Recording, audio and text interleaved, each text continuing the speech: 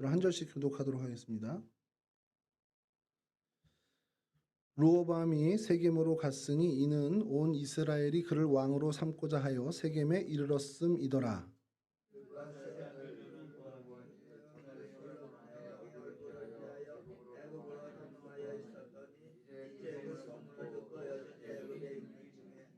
우리가 사람을 보내 그를 불렀더라. 여로보암과 이스라엘의 온 회중이 와서 르호보암에게 말하여 이르되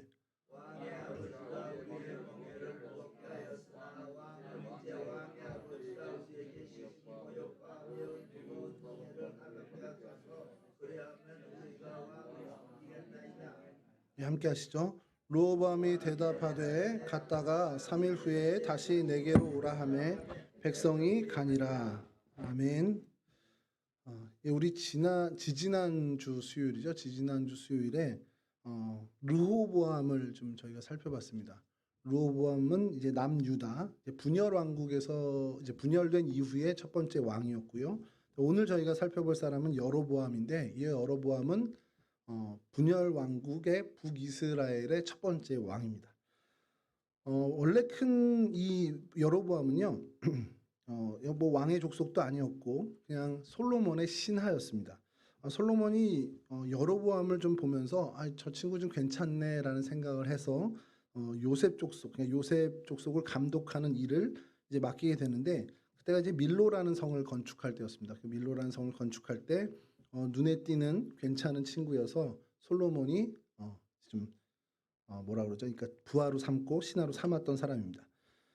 그런데 이제 분열이 되고 그다음에 왕이 되게 되는데 그 그러니까 왕으로 되기 전에 이 솔로몬이 이 여로보암을 신임했다가 그 신뢰가 완전히 무너지는 사건이 생기게 됩니다. 이제 그 아히야란 선지자가 이 여로보암을 찾아가서 옷을 찢어서 12조각을 내서 10조각을 주면서 네가 이 10지파의 왕이 될 거야라고 이제 하나님이 그렇게 말씀하셨어라는 것을 들었는데 그걸 이제 솔로몬이 알게 되는 거예요.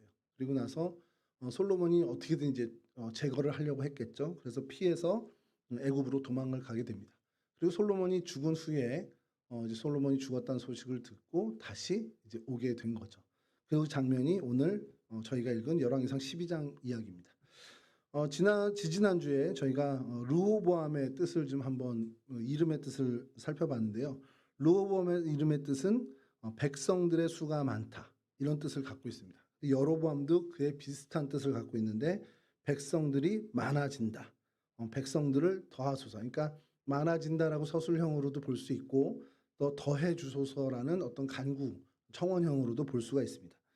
에브라임 지파 출신이었습니다. 북이스라엘 그러니까 유다 지파를 제외한 다른 지파들 안에서는 이 에브라임 지파가 좀 영향력이 있었습니다. 그 배경은 한번 설명을 드렸었지만 그 야곱의 12아들 중에 진짜 장남은 르우벤이었고 그리고 어떤 영적인 계보로는 유다가 어떤 장자권을 갖고 있지만 실질적인 그 야곱에 의해서 실질적인 장자의 행세를 했던 것은 사실 애굽의 총리로 가게 됐던 요셉이었단 말이죠. 요셉이 요셉 지파라고 이름이 저희가 들어본 적은 없잖아요. 그러니까 뭐 성경에 나오긴 하는데 우리가 12지파를 얘기할 때 요셉 지파가 딱 이렇게 단독으로 있지 않습니다. 이유는 요셉의 아들 둘이 각각의 지파가 돼요. 그게 에브라임 지파와 므낫세 지파입니다. 근데 사실은 이 므낫세가 에브라임보다 형인데 야곱이 본인이 그래서 그런지 모르지만 이 오른팔과 왼팔을 바꿔서 안수를 하면서 이 차자였던 에브라임이 장자가 되는 영적인 장자가 되는 그런 축복을 받게 됩니다. 그러다 보니까 이 12지파 중에 어떻게 보면 가장 실질적인 장남의 역할을 했던 요셉 지파의 장손인 에브라임, 영적 장손인 에브라임이 당연히 그런 어떤 자부심을 갖고 있었고 그래서 자꾸 주도하려고 하는 것이 있습니다. 여러분들이 사사기를 계속 좀 살펴보다 보면 에브라임 지파가 계속 그렇게 이렇게 해요. 얘기를 해서 뭔가 이렇게 나서면 너 왜 이렇게 나서 그러면서 자꾸 주도권을 가지려고 하는 모습들이 보입니다. 그러다 보니까 이 에브라임 지파가 어떻게 보면 힘이 있을 수밖에 없었고요. 이 여로보암 역시 에브라임 지파 출신이었기 때문에 사실은 북이스라엘의 왕이 될 수 있었다라는 얘기까지도 있습니다. 솔로몬이 어쨌든 어떻게 보면 눈여겨봐서 오늘로 치면 이제 정계에 입문하게 되는 눈에 띄게 되는 그런 사람이 되었다라는 게 또 아이러니한 일이기도 한데 어쨌든 그 공사의 감독관으로 데뷔를 해서 많은 사람들의 주목을 받게 되고 그래서 리더십을 이제 갖게 되는 여로보암이었습니다. 근데 이 여로보암을 평가할 때 그런 어떤 뛰어난 사람이었기도 하지만 부지런했던 사람이기 때문에 이 솔로몬의 눈에 띄었다라는 성경학자들의 이야기가 있습니다. 그러니까 이 솔로몬이 여로보암을 정말 크게 신뢰하고 그래서 밀로를 건축할 때 이 요셉 족속을 감독하는 일을 맡겼다는 것이죠. 열왕기사 11장 27절에서 28절인데요. 이걸 좀 제가 좀 읽어드리겠습니다. 그가 손을 들어 왕을 대적하는 까닭은 이러하니라. 솔로몬이 밀로를 건축하고 그의 아버지 다윗의 성읍이 무너진 것을 수축하였는데 이 사람 여로보암은 큰 용사라. 솔로몬이 이 청년의 부지런함을 보고 세워 요셉 족속의 일을 감독하게 하였더니, 그러니까 솔로몬이 주목한 것도 이 사람이 큰 용사이기도 하지만 이 부지런함을 봤다라는 겁니다. 그러니까 굉장히 어떻게 보면은 여로보암 자체는 그 인간 자체는 굉장히 괜찮은 그 뛰어난 사람이었다라는 겁니다. 그러니까 왕이 될 만한 사람이었다라고 저희가 볼 수 있다라는 것이죠. 그런데 어느 날 이제 여로보암이 아히야 선지자라는 사람을 만나게 됩니다. 물론 이제 하나님께서 아히야 선지자에게 시킨 일이죠. 시킨 일인데 이제 솔로몬의 범죄로 인해서 하나님이 이스라엘을 이제 나누시기로 작정을 한 거예요. 남북으로 나누시기로 작정을 하셨는데 그것을 이 아히야 선지자를 통해서 여로보암에게 알려주시는 겁니다. 그러니까 사실 여기까지만 봐도 하나님도 여로보암을 사실 주목했다라는 거죠. 하나님이 이 왕국을 둘로 나눠서 사실은 남쪽은 다윗에게 약속한 것이 있으니까 그의 가문에서 계속 왕이 되어야 될 텐데 이 북쪽의 열지파를 어떻게 할까? 이들도 하나님께서 택하신 백성이잖아요. 그러니까 이들을 이끌 만한 사람을 어떻게 택할까 했을 때 하나님이 주목한 사람이 바로 이 여로보암이었다라는 겁니다.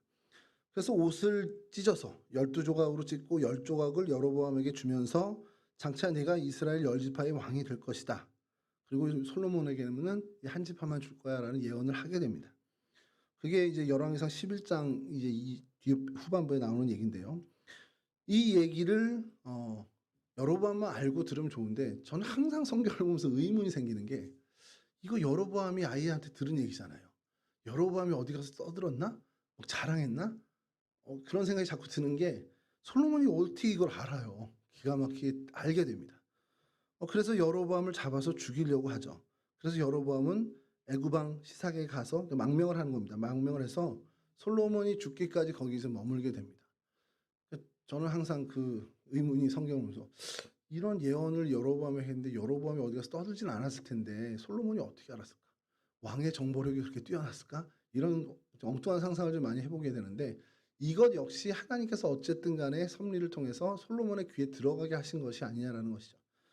그래서 어쨌든 그 애굽왕 시삭에 가고 사람들의 어떻게 보면 열망이 좀 잦아질 때쯤 이 솔로몬이 죽고 르호보암이 왕이 됐을 때 백성들이 이제 왕에게 좀 그동안 불편했던 것들을 이제 얘기하는 겁니다. 얘기하려고 하다 보니까 그 얘기를 우리를 대신해서 해줄 수 있는 대표적인 사람이 필요한 거죠. 그때 사람들이 생각해낸 것이 맞다 여로보암이 있었지. 이런 생각을 한 거고 그 백성들의 그 생각과 여로보암이 이제 솔로몬이 죽었으니 난 돌아갈 수 있겠구나 하는 생각이 맞닥뜨려서 여로보암이 이 이스라엘 땅으로 복귀를 하게 됐다라는 겁니다. 처음에 솔로몬의 왕위를 이어받은 르호보암, 이 르호보암에게 어떻게 보면 충성할 마음이 있었습니다. 우리 지지난주에도 좀 살펴봤지만 이 고역과 무거운 멍에 이거를 좀 경감해주면 너무 힘드니까 이런 것들 조금만 좀 감해주면 우리가 정말 충성스러운 백성이 되겠다고 이 여로보암이 가서 르호보암에게 얘기한 거예요. 그러니까 뭐 반역이라든지 나라를 세우겠다라는 생각을 사실은 다른 백성들은 한 게 없습니다. 여로보암은 마음에 좀 있었을 수도 있겠죠. 아히야 선지자의 얘기를 들은 게 있었기 때문에 내가 정말 이 열지파의 어떻게 보면 리더가 될까?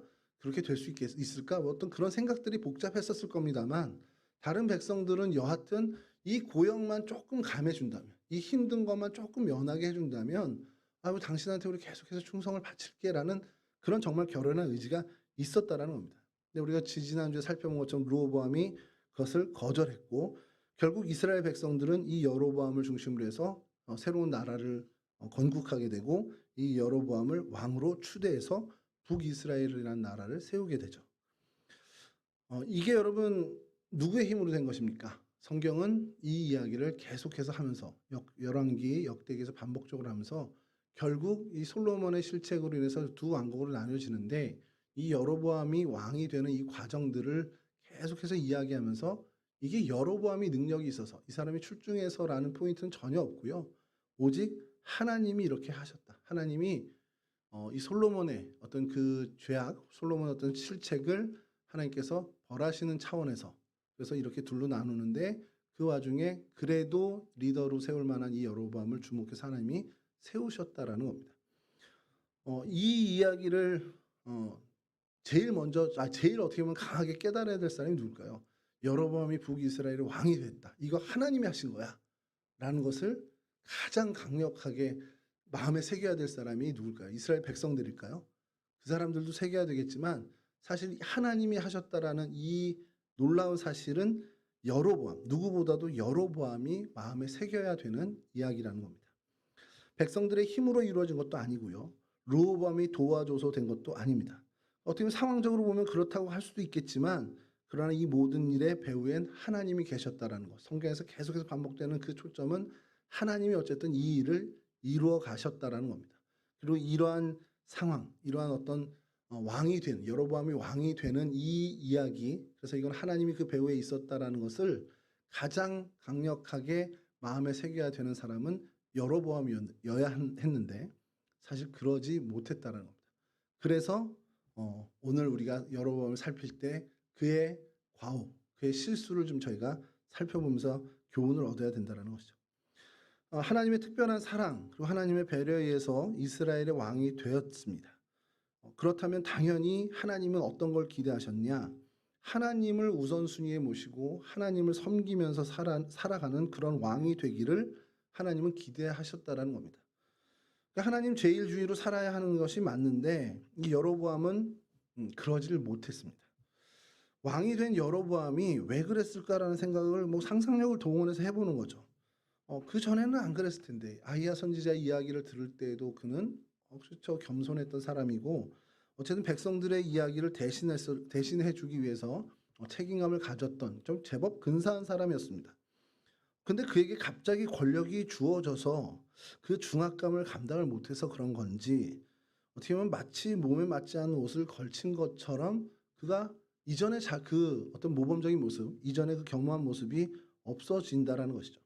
그러니까 하나님은 그 여로보암에게 성경에서 계속 반복되는 표현이 다윗처럼 하나님 중심의 사람이 되어라라는 기대를 갖고 계셨습니다. 근데 자신에게 주어진 그 권력과 권세에 압도된 것 때문인지 모르지만 그런 모습을 보여주지 못하게 되죠. 아마도 그 성경에서 계속 여로보암에 대한 이야기를 할 때 이 여로보암이 두려움에 많이 좀 몰렸던 사람인 것 같은데 다 걱정거리였어요. 이 사람 절기를 지키는 거 북이스라엘 사람들이 예루살렘 갔다가 마음 뺏기면 어떻게 이런 것까지 걱정을 했던 사람이니까요. 절기를 지키기 위해서 백성들이 예루살렘에 올라갑니다. 어쨌든 절기 때문에 올라가죠. 초막절에 제일 많이 또 올라가고 하니까. 그러니까 이제 그 북이스라엘과 남유다의 경계를 넘어서 남유다의 예루살렘까지 가서 그 성전에서 예배를 드리고 제사를 지내고 북이스라엘 사람들이 다시 고향으로 돌아온단 말이에요. 그러니까 이제 어떻게 보면 지금처럼 이렇게 군사 분계선이 이렇게 있는 게 아니니까 자유롭게 좀 가는 경우가 있단 말이에요. 예루살렘에 가니까 이 백성들이 가면서 거기서 마음을 뺏겨서 르호보암에게 충성을 하게 되는 거 아닐까? 그런 걱정을 하는 겁니다. 그 걱정이 어떤 악수를 두게 하느냐? 여로보암이 이제 범죄를 하게 되는데요. 크게 4가지의 범죄를 하게 되는데 그 첫 번째 이 범죄가 이 두려움의 마음에서부터 시작이 됩니다. 금송아지를 만들어서요 단과 베델에 둡니다. 백성들이 절기를 지키기 위해서 예루살렘에 가는 것을 어떻게 보면 막고 싶은 거예요. 야 거기까지 갈 필요 없다.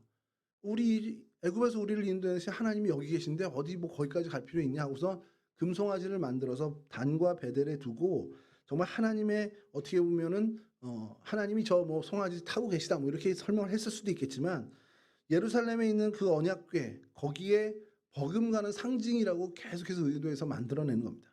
하나님의 임재를 상징하는 성전 그리고 그 언약궤에 버금가는 그런 어떤 것들을 만들어내는 것이 바로 이 금송아지였다라는 것이죠. 그래서 금송아지를 만들어서 이스라엘 백성들에게 그러니까 북이스라엘 백성들에게 계속해서 우리의 조상들을 애굽 땅에서 인도낸 신이시다 그러면서 계속 홍보를 하는 겁니다. 지금 상상이 좀 되는 거예요. 얼마나 정말 홍보를 했을까? 그리고 실제로 이스라엘 백성들이 예루살렘이 아닌 단과 베델에 가서 제사를 지내기 시작합니다. 그러니까 엄청난 홍보를 한 거겠죠.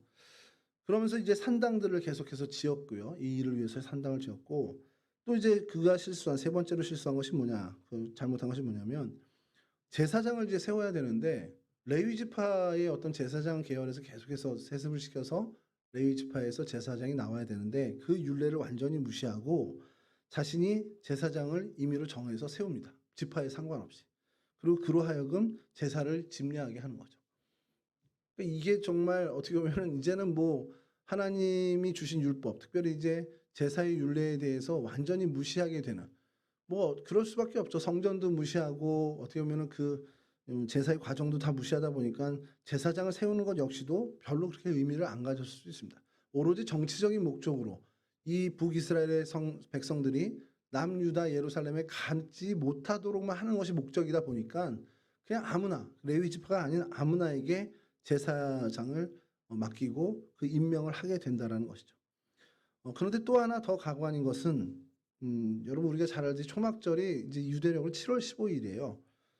7월 달 전체가 사실은 어떻게 보면 절기인데 7월 그 첫째 날이 나팔절이라고 해서 나팔을 불며 이제 쉬는 절기고 10일이 대속죄일이죠. 그래서 7월 10일 속죄일로 지키고 그리고 7월 15일부터 일주일간 초막절을 지킵니다. 그러니까 이때 7월 이제 상반 7월의 이제 상반부는 사실 이스라엘 백성들이 절기 때문에 이제 뭐 예루살렘에 갈 수밖에 없는 상황이 되겠죠. 그러니까 이거를 어떻게 정말 뭐가 불안했는지 이걸 막고 싶었던 거예요. 그래서 뭐 말씀드린 것처럼 금송아지도 만들고 산당도 짓고 제사장들을 막 세워가지고 이렇게 하는데 그러기에도 좀 부족하다 보니까 뭘 하냐? 절기를 바꿉니다. 말도 안 되는 일이 벌어지는 거죠. 그래서 8월 15일을 절기로 세우고 선포하고 그 8월 15일을 절기로 이제 여호와의 절기로 정해서 그 북이스라엘이 지키기 시작하는 거예요. 그러니까 하나님이 정하신 절기까지도 자기 마음대로 바꾸는 범죄를 저지르게 됐습니다. 저는 이 모습을 보면서 이전의 여로보암의 모습은 전혀 연결이 안 되는 거예요. 아무리 왕이 됐어도 어떻게 이렇게까지 할까? 그래서 가만히 생각해 보니까 이따 결론에도 말씀드리지만 이 사람의 자리가 이동된 것 외에는 바뀐 게 없잖아요. 그가 정말 많은 사람들의 어떤 리더십, 많은 사람들을 이끄는 리더십을 갖고 했던 것도 비슷합니다. 그리고 그 사람들의 대변에서 르호보암에게 가서 백성들의 의견을 전달하는 그런 대표성을 가졌던 것도 비슷합니다. 그리고 뭐 하나님께서 정말 지명해서 그 부지런함을 보고 그의 용사됨을 보고 왕으로 택해 주신 것까지도 비슷한데 왜 이렇게 정말 말도 안 되는, 요즘 청년애들 표현대로 얼척없는 이런 선택을 하게 되냐라는 거죠. 결국 그가 바뀐 것은 그의 자리뿐인데 그 바뀐 자리가 어떤 자리냐? 온갖 권력이 다 집중되는, 부와 권세, 명예가 집중되는 자리였습니다. 그러면 결국엔 이 부와 권세와 명예가 집중된 자리가 하나님과의 관계를 회방한 것, 하나님과의 관계를 깨버린 것 아니냐라고 우리가 생각할 수 있다는 것이죠. 그런 자리에서도 다윗처럼 하나님의 말씀과 하나님의 율례, 규례를 잘 지키는 사람이 되어야 하는데 그게 하나님의 기대였는데 그러지 못한 여로보암의 마음 그리고 여로보암의 행태를 보면서 우리가 생각하는 것이 우리 정말 목적을 정말 분명하게 살아야 된다는 거예요. 우리가 이 자리에 있게 된 이유, 이 자리에서 우리가 해야 할 그 목표점 이런 것들에 대해서 흔들림이 없어야 된다는 것이죠. 하나님이 내가 이 자리를 허락하신 것이라면 그게 정말 하나님이 허락하신 것이라면 하나님이 왜 이 자리를 허락했을까라는 생각을 우리가 놓치지 않아야 한다는 겁니다. 그래서 그 자리를 통해서 하나님은 우리에게 원하시는 것이겠죠. 뭐 대개의 경우가 하나님께 영광 돌리는, 하나님을 영화롭게 하는 것이 그 자리에 우리가 해야 될 목적일 거라는 겁니다. 우리가 해야 될 일이겠죠. 하나님의 나라와 하나님의 의를 드높이는 것, 그것을 우선으로 생각하는, 그래서 하나님의 의가 드러나게끔 하는 삶을 살아야 하는 것이 사실 그 자리에 우리가 서게 됐을 때 왜라는 질문의 답일 수 있다는 겁니다. 그러니까 우리가 선명한 태도를 좀 가져야 되는 것이 하나님의 삶의 그 선명한 기준, 하나님을 우선순위에 모시고 그 기준을 갖고 사는 것에 대해서 우리가 자칫 잘못하면 이 여로보암처럼 그것을 다 놓쳐버리는 수가 생길 수 있다는 겁니다. 자, 이런 어떤 악행을 보고서 하나님께서 그래도 여로보암을 좀 불쌍히 여기셔서 경고를 하면서 기회를 주십니다. 하나님으로부터 소명을 받은 사람이 유대 땅에서부터 이 베델까지 올라오게 되는데요. 베델에 올라온 그때에 마침 여로보암이 이 베델에서 제단을 쌓고 분향하는 그 타이밍에 딱 마주하게 됩니다. 그러니까 그 여로보암 왕이 분향하는 모습을 이 하나님의 사람이 보면서 이렇게 외치는데요. 열왕기상 13장 2절에서 3절 말씀입니다. 제가 좀 읽어드릴게요. 하나님의 사람이 제단을 향하여 여호와의 말씀으로 외쳐 이르되 제단아 제단아 여호와께서 이와 같이 말씀하시기를 다윗의 집에 요시야라 이름하는 아들을 낳으리니 그가 내 위에 분향하는 산당 제사장을 내 위에서 제물로 바칠 것이요 또 사람의 뼈를 내 위에 사르리라 하셨느니라. 그날에 그가 징조를 들어 이르되 이는 여호와께서 말씀하신 징조라 제단이 갈라지며 그 위에 있는 재가 쏟아지리라 이렇게 말합니다. 자, 이 얘기를 들으니까 여로보암이 이제 화가 난 거겠죠. 그래서 손을 뻗으면서 잡아라 이렇게 한 거예요. 그러자 손이 말라버립니다. 이렇게 마비가 되면서 이렇게 가늘어지는 거죠. 뭐 그 성경에서 뭐 정확히 어떻게 됐는지 표현하지만 손을 쓸 수 없게 된 겁니다. 근데 이 여로보암도 엄청나게 놀란 거죠. 그렇게 되자마자 여로보암이 얼른 하나님의 사람을 찾아가서 다시 부탁을 합니다. 은혜를 구해서 내 손이 다시 성하게 기도해 달라고 부탁을 하죠. 그때 하나님의 사람이 하나님께 은혜를 구합니다. 그 자리에서 직접 구합니다. 그러자 이 손이 다시 회복됩니다. 그래서 여로보암이 그 자리에서 이제 그 하나님의 사람에게 뭐 대접을 하겠다 이렇게 하는데 하나님의 사람이 얘기하는 게 나는 하나님의 명령을 듣고 여기 왔고 하나님이 네가 거기 가서는 먹지도 마시지도 말라 이렇게 하나님이 말씀하셨다 그래서 이제 거절을 하는데요. 여러분 이 정도 되면은 사실 여로보암이 그 하나님의 사람을 대접하는 거를 뭐 넘어서서 그 자리에서 꿇어 엎드려서 정말 통회하고 자복해야 되는 게 맞는 그림이라는 거죠. 아, 하나님이 오죽 내가 이렇게 하고 있는 게 좀 문제가 돼서 이 북이스라엘에 있는 선지자들이 아니라 정말 남유다에 있는 하나님의 사람까지 불러서 나를 이렇게 경고하시고 나를 이렇게 일깨워 주시는구나. 얼른 알아차려야 한다라는 겁니다. 근데 이미 교만해진 이 여로보암이요.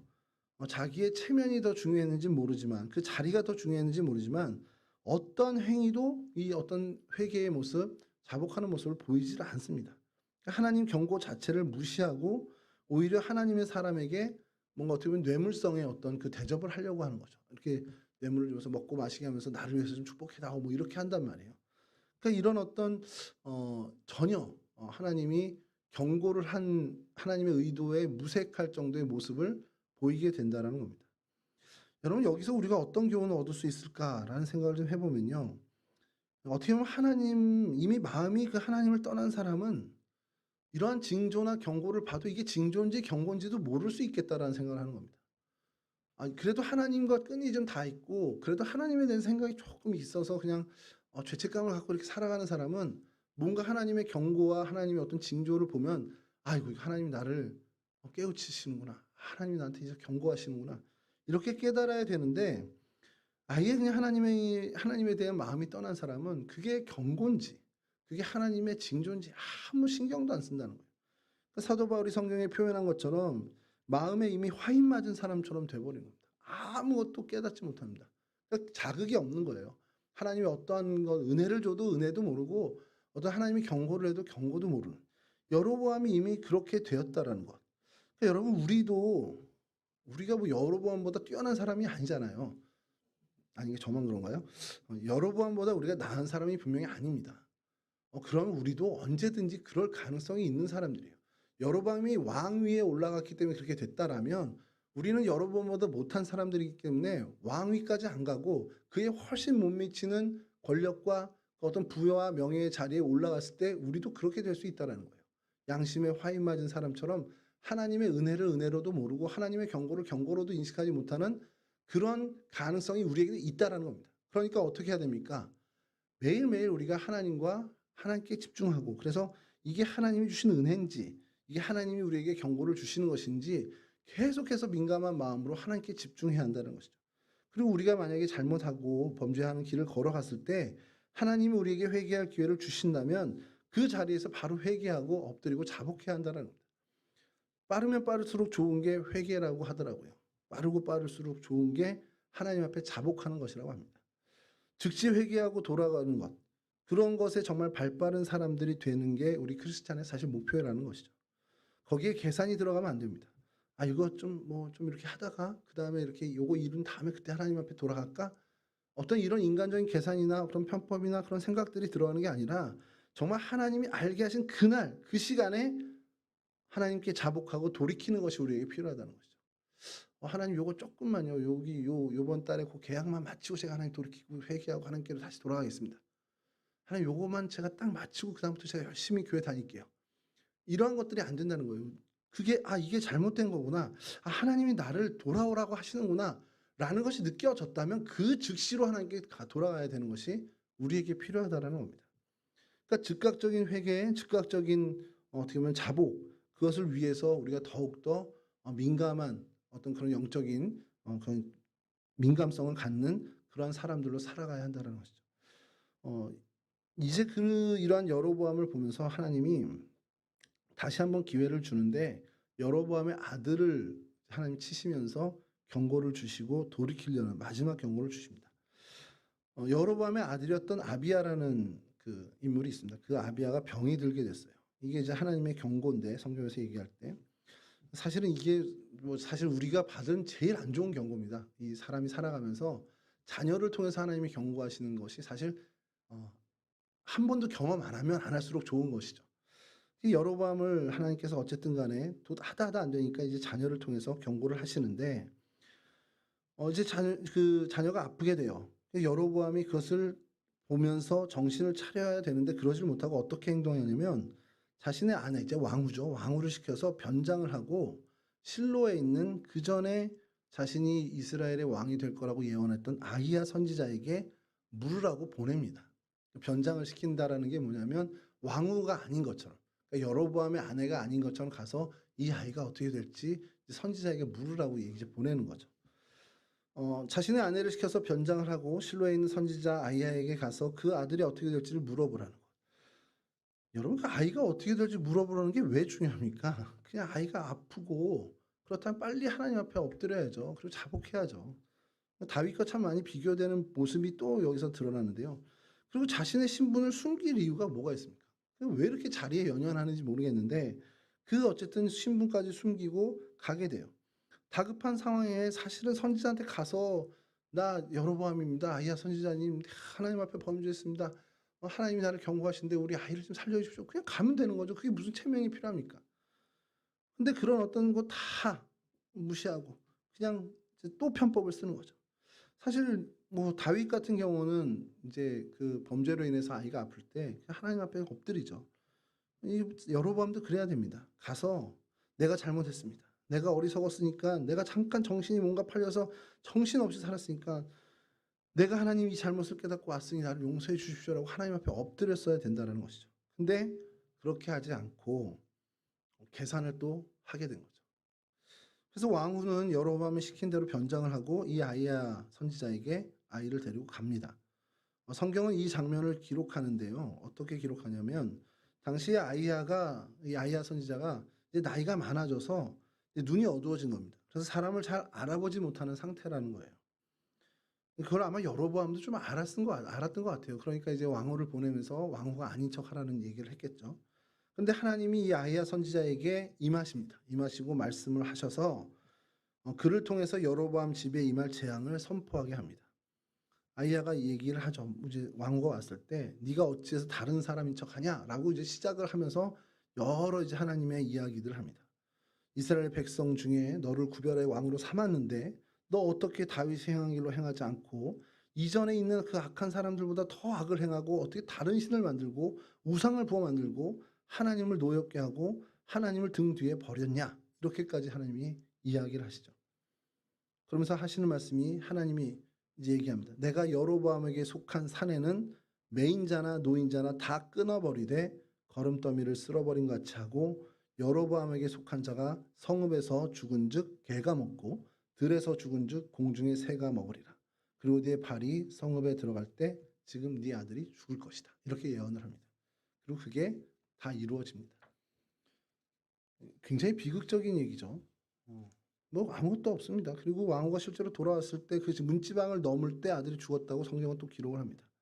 하나님의 심판대로 하나님이 이야기하신 대로 아히야 선지자를 통해서 이야기한 대로 여로보암 집에 그 재앙이 임하는데, 그러면 그 문지방을 넘었을 때 아이가 죽은 재앙이 임한 것이 그대로 됐네라고 한다면 그 이후에 여로보암 집의 대가 끊길 거다라는 이 예언도 이루어지게 된다라는 것이죠.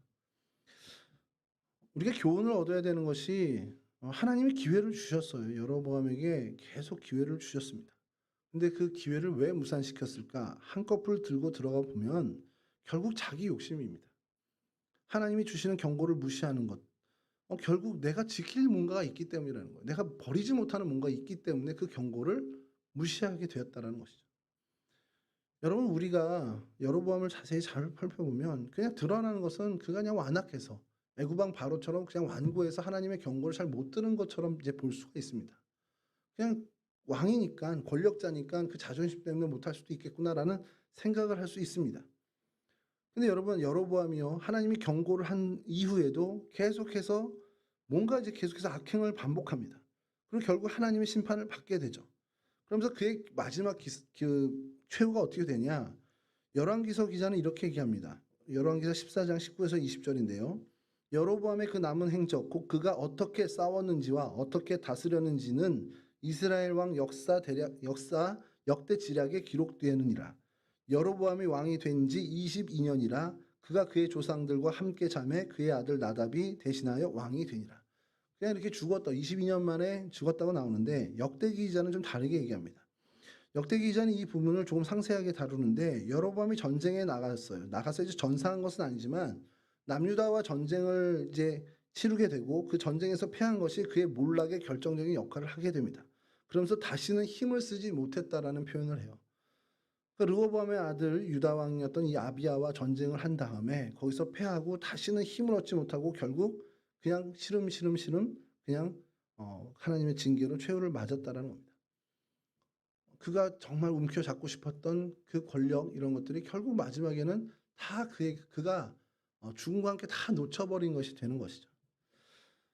여러분, 이 인생을 보면서 우리가 두 주 전에 살폈던 이 르호보암 같이 참 어리석은 인생을 또 한 번 좀 보게 되는데, 평범한 그를 왕의 자리로 올리신 분은 설교 처음에 말씀드린 것처럼 하나님이십니다. 그럼 그 이후에 그의 삶은 하나님을 철저히 따르는 삶을 살았어야 돼요. 왜냐하면 하나님이 나를 올리셨으니까, 하나님이 나를 올리실 힘이 있는 유일한 존재라는 것을 알았으니까 하나님께 매달려야죠. 그러나 그는 하나님께서 올리신 그 사실을 아는지 모르는지 모르지만 올려놓은 그 자리에 더 집중한 겁니다. 그 자리에 더 집중하다 보니까 이제 하나님은 더 이상 그 눈앞에 들어오지 않는 겁니다. 그 눈에 들어오지 않고 눈앞에서 사라지고, 오직 그의 눈에는 그 하나님이 올려오신 그 자리, 그 왕좌, 그 자리만 그의 눈에 들어오게 되는 거야. 백성들이 절기를 쫓아서 예루살렘을 왕래하다가 유다 쪽의 마음이 기울어지면 자기 자신이 어떻게 될까? 이 자리를 놓치게 될까 하는 두려움에 빠지게 되는 겁니다. 이 자리를 이제 뺏기는 거 아니야? 백성들의 마음이 저쪽으로 돌아서면 나 이 자리 또 놓치는 거 아니야? 이런 두려움을 갖게 됐고, 그 두려움이 커지게 됐고, 결국 그 두려움으로부터 시작된 그의 악행이 정말 만행 수준으로 어떻게 보면 큰 범죄가 됐죠. 금송아지, 산당, 절기, 제사장, 이 모든 문제가 여기서부터 시작됐다는 겁니다. 그 자리에 올리신 하나님을 주목해야 되는데, 하나님이 올리셨더니 그 자리를 주목하는 겁니다. 이게 인간의 어리석음, 정말 어리석은 인간의 전형적인 모습이라는 것이죠. 금송아지도 산당도 절기의 문제도 제사장의 문제도 이 자리에 집중하지 않고 자리에 올리신 하나님께만 집중했다면 벌어지지 않았을 문제입니다. 근데 하나님이 올리신 자리, 어떻게 보면 그 자리에 정말 연연하다 보니까 이 모든 범죄를 시작하게 됐다는 것이죠. 근데 여러분, 가만히 생각해 보세요. 그 자리에 올리신 게 하나님이면 그 자리에서 내리실 수 있는 것도 하나님입니다. 우리가 자꾸 놓치는데, 하나님이 이렇게 주실 수 있는 능력이 되시는 분이면 그것을 다 불어 없애실 수 있는 능력도 갖고 계신 분이라는 거예요. 그러면 정말 3살짜리에도 알 거예요. 그 힘이 하나님께 있다면 누구 비율을 맞추고 살아야 됩니까? 하나님 이거 줬으니까 이거 쥐고 있으면 안 뺏깁니까? 제가 요즘 아들하고 또 실갱이를 하는데, 예전에 김창주 장로님 말씀을 듣고 제가 많이 유해져서 아들하고 별로 이제 실갱이가 참 없었거든요. 근데 이제 조금 다시 이제 느슨해져서 다시 실갱이가 시작되는데 제가 이렇게 준 게 있어요. 좋은 거. 저 아이가 탐내던 것을 이제 줘서 너무 기뻐했습니다. 제가 준 거잖아요. 그러면 그걸 뺏을 수 있는 것도 저잖아요. 에어팟이라는 거거든요. 언제든지 제가 뺏을 수 있습니다. 그럼 이 녀석이 좀 똑똑하면 누구 비율을 맞춰야겠습니까? 저를 맞춰야죠. 그거 숨겨놓는다고 안 뺏겠습니까, 제가? 그럼 연결 끊어버리면 되는 건데. 그러니까 제가 여로보암을 보면서 그 생각을 하는 거예요. 이 자리에 올리신 게 하나님이면 이 자리를 쥐고 있어봐야 소용없는 거예요. 하나님 뺏으면 뺏기는 거거든요. 이 자리에 올리는 그 능력이 계신 하나님이면 하나님을 붙잡아야죠. 이 자리가 정말 탐난다면 정말 이거 놓치고 싶지 않다 하더라도 하나님을 붙잡았어야죠. 그러니까 이거 완전히 어리석은 사람일 수밖에 없다는 겁니다. 하나님이 올리신 자리, 하나님께서 내리시면 그냥 끝입니다. 여러분 자리를 잃고 만약에 자리를 잃다 하더라도 하나님을 놓치지 않으면요. 그 인생은 살아요. 우리가 뭐 다 놓쳐도 다 잃어도 하나님 놓치지 않고 하나님만 붙잡을 수 있으면 그 인생은 어쨌든 살 수 있는 인생이 됩니다. 근데 반대로 다 차지해요. 뭐 그 다 차지해도 하나님 한 분 놓쳐요. 하나님 한 분 잃어요. 그럼 그건 망하는 인생이 됩니다. 내가 서 있는 자리, 명예, 소유 그것들 다 없어져도 우리 하나님 놓치지 않으면 됩니다. 그럼 우리는 살 수 있습니다. 근데 하나님 놓치면 내 명예, 내 재산, 내 건강, 내 지위 그 모든 것들이 아무리 풍족하게 있어도 우리는 망한 인생이 되는 겁니다. 여러분 이게 진리예요. 성경은 계속해서 우리에게 이걸 반복적으로 가르쳐주고 있습니다. 네 인생에서 진짜 중요한 게 뭔데? 네가 진짜 뭘 붙잡아야 살 수 있는 건데 그걸 계속해서 깨닫게 해주십니다. 근데 우리는 자꾸 현혹돼요. 오늘 여로보암도 그렇고 2주 전에 살폈던 르호보암도 그렇고요. 아무리 왕이면 뭐합니까? 왕이 되면 뭐예요? 최고의 권력자면 뭐합니까? 하나님 놓쳐서 그냥 하나님 놓친 거 그 하나로 그냥 망해버렸는데 딴 거 없잖아요. 그 사람들이 왜 망했습니까? 하나님 놓쳐서 망한 거예요. 성경 속의 인물들을 계속해서 우리가 수요일에 살펴보는데 살펴보면서 우리가 깨달아야 되는 정말 중요한 진리 중에 하나는 바로 이겁니다. 결국 우리 인생은 하나님을 붙잡아야만 된다는 겁니다. 하나님을 붙잡은 인생은 어찌되었든 승리하는 인간이 그런 승리하는 사람이 되었다는 겁니다. 하나님을 놓친 인생은 그 사람은 결국 망한 인생이 되었다는 것이 성경 속의 인물을 살펴본 우리의 사실은 중요한 결론이라는 것이죠. 내 삶의 자리, 내 삶의 조건, 내 삶의 소유, 내 삶에서 놓치고 싶지 않은 것들 그것들 움켜쥐다가 하나님 놓치는 어리석은 인생들을 우리가 정말 많이 봐왔습니다. 그럼 봤으면 어떻게 하시겠습니까? 성경에서 봤잖아요. 2주 전에 르호보암도 보고 오늘 여로보암도 봤으면 그 사람들 좀 딱하네. 그리고 끝날 겁니까? 나는 그렇게 살지 말아야죠. 나는 그런 어리석은 인생 되지 않아야 되겠다. 다짐하고 결단을 해야 되는 겁니다. 이 세상 거 다 놓치는 한이 있어도 내가 하나님은 놓치지 않아야겠다. 이 결단이 우리에게 있어야 한다는 겁니다. 여러분 하나님만은 놓치지 않고 그래서 결국 최후 승리자가 되시는 저와 여러분들이 되기를 간절히 축원합니다. 찬송하겠습니다.